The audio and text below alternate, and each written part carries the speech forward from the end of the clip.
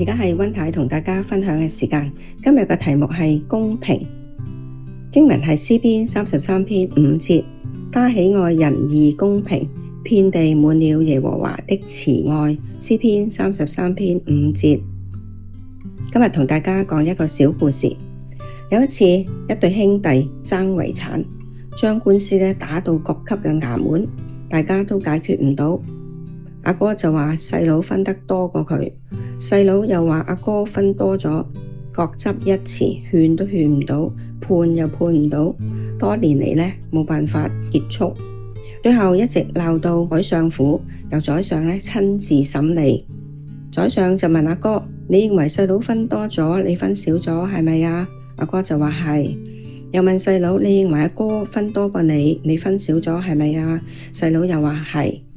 咁宰相就吩咐阿哥將自己分得嘅遺產全部轉交俾細佬，又叫細佬將自己分得嘅遺產全部轉交阿哥。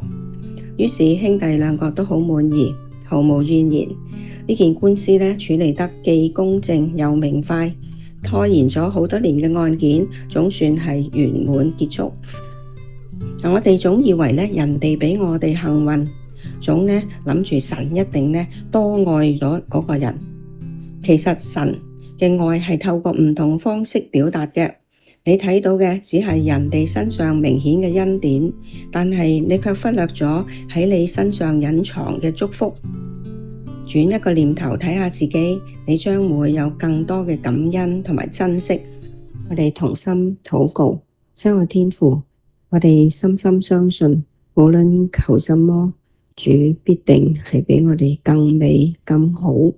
主啊，我哋因此願意將一切嘅要求都係交託俾你，信服在你腳前，因為你嘅旨意係最美嘅。